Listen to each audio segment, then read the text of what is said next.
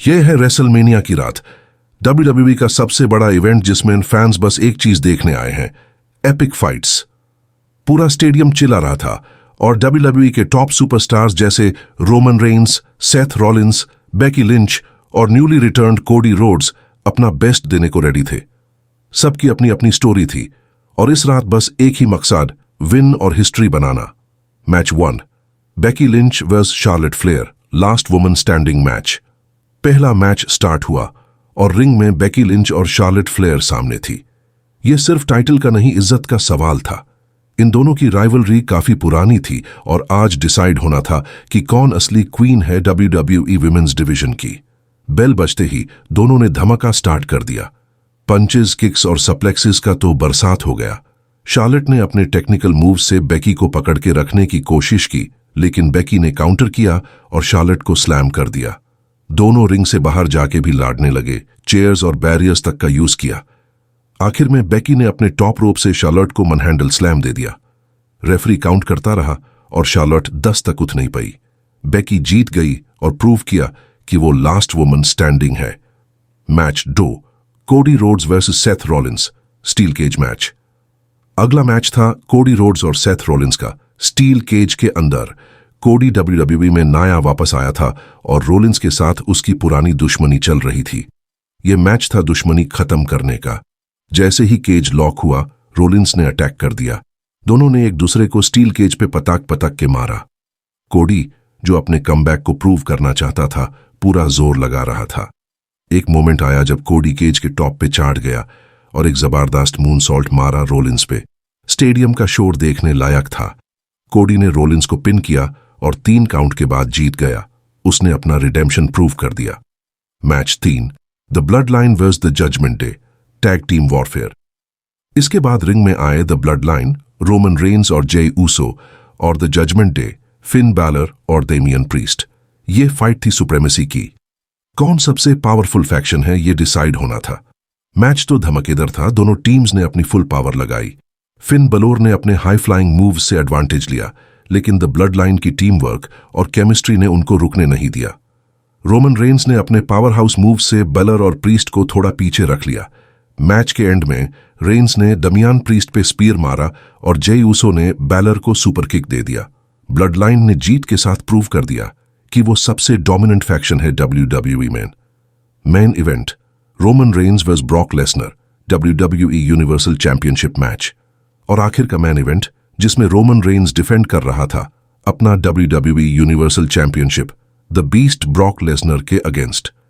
यह मैच था 2 बड़े जायंट्स का, जो अपने अपने डोमिनेंस के लिए लड़ रहे थे। बेल बजी और दोनों ने बस एक दूसरे पे टूट पड़ने का इंतजार किया। लेसनर ने एकदम से रेन्स को F5 देने की ट्राई की, लेकिन रेन्स ने एस्केप करके एक जबरदस्त सुपरमैन पंच मारा।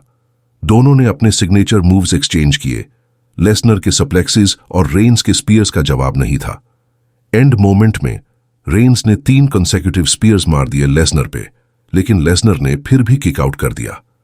Determined to end it, Reigns ने अपना गिलोटीन चोक होल्ड लगा दिया। पूरा स्टेडियम ब्रेथ होल्ड करके देख रहा था और फाइनली लेसनर चोक होल्ड से नहीं निकल पाया और फेंट हो गया। रोमन रेन्स ने अपना टाइटल रिटेन कर लिया और इस मैच ने उनको WWE हिस्ट्री में एक ऑल टाइम ग्रेट बना दिया। रात खत्म हुई और फैंस ये इवेंट कभी नहीं भूलेंगे। रेसलमेनिया ने हर चीज डिलीवर की। फियर्स राइवलरीज, अनएक्सपेक्टेड अलायंसेस और कुछ ऐसे जॉ ड्रॉपिंग मोमेंट्स जो सिर्फ WWE में पॉसिबल हैं। हर सुपरस्टार ने अपना 100% दिया और ये रात WWE के एपिक स्टोरी का एक और अनफॉरगेटेबल चैप्टर बन गई। Cody Rhodes, the American nightmare. जो ने अपनी कहानी कंप्लीट की कोडी रोड्स, जो WWE फैंस के बीच द अमेरिकन नाइटमेयर के नाम से मशहूर हैं। एक ऐसी जर्नी का नाम है जो एम्बिशन, रेजिलियंस और फैमिली लेगेसी से भरी हुई है। अपने फादर डस्टी रोड्स के लेजेंडरी नाम के साथ बॉर्न, कोडी ने सिर्फ अपने फादर का लेगेसी कंटिन्यू करने का नहीं, बल्कि खुद का भी एक यूनिक पाथ बनाने का मिशन लिया। उनकी राइज WWE में एक ऐसी इमोशनल जर्नी बनी है जो डेडिकेशन और ग्रिट के साथ फैंस के दिलों तक पहुंच गई है। अर्ली करियर और लेगेसी की शुरुआत कोडी रोड्स ने WWE में पहली बार 2007 में कदम रखा, अपने फादर के लेगेसी का वेट लेते हुए और अपने डिटर्मिनेशन के साथ। उन्होंने अपने इनिशियल स्टिंट में ही अपनी कैपेबिलिटीज दिखाई और 2 इंटरकॉन्टिनेंटल चैंपियनशिप्स और 6 टैग टीम चैंपियनशिप्स जीती। यंग रोड्स का टेक्निकल स्किल और कैरिज्मेटिक शोमैनशिप ने उनका नाम WWE में बना दिया, पर साथ ही उन्होंने ये भी रियलाइज किया कि अगर उन्हें अपना यूनिक आइडेंटिटी एस्टैब्लिश करना है तो WWE के बाहर जाके कुछ नया करना पड़ेगा।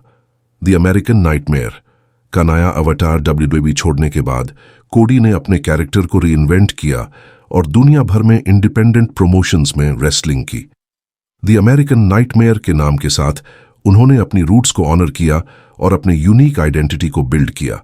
यह जर्नी उन्हें एक नए रेसलर और पर्सनालिटी के रूप में उभार के लेके आई, जिसे फैंस ने भी एक्सेप्ट किया। इस मिशन में कोडी ने ऑल एलीट रेसलिंग AEW को को-फाउंड किया, जो WWE का एक ऑल्टरनेटिव बन गया। WWE में ट्रायम्फेंट रिटर्न कोडी का WWE में रिटर्न रेसलमेनिया 38 पे हुआ और उनका सेथ फ्रीकिन रोलिंस के साथ मैच आइकॉनिक बन गया। उन्होंने रोलिंस के साथ एक इंटेंस राइवलरी स्टार्ट की जो हेल इन अ सेल के ब्रूटल मैच में क्लाइमैक्स हुई।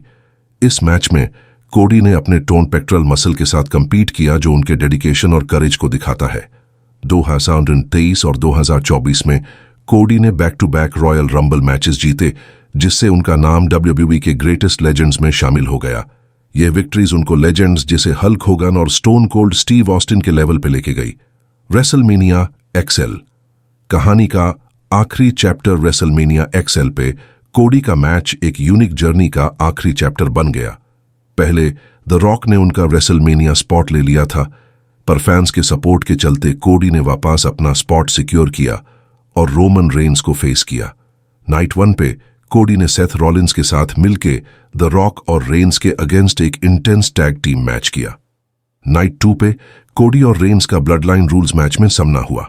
इस बार जॉन सीना और द अंडरटेकर के सपोर्ट के साथ कोडी ने रेंस को हरा दिया और अनडिस्प्यूटेड WWE चैंपियनशिप जीत ली।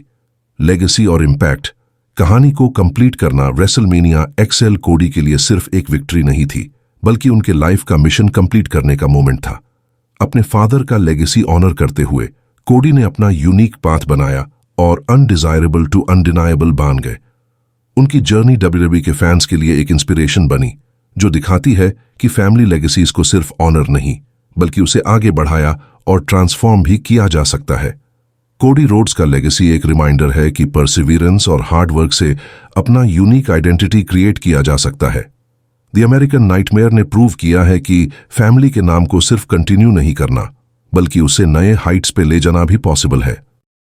और हाँ, एक बात, अगर अभी तक अपने इस चैनल को सब्सक्राइब नहीं किया तो अभी के अभी सब्सक्राइब कर लीजिए और बेल आइकॉन में प्रेस कर लीजिए, और वीडियो अच्छा लगा तो वीडियो को लाइक किए बिना मत जाइए। फिर भी मिलते हैं नेक्स्ट वीडियो में। थैंक यू दोस्तों।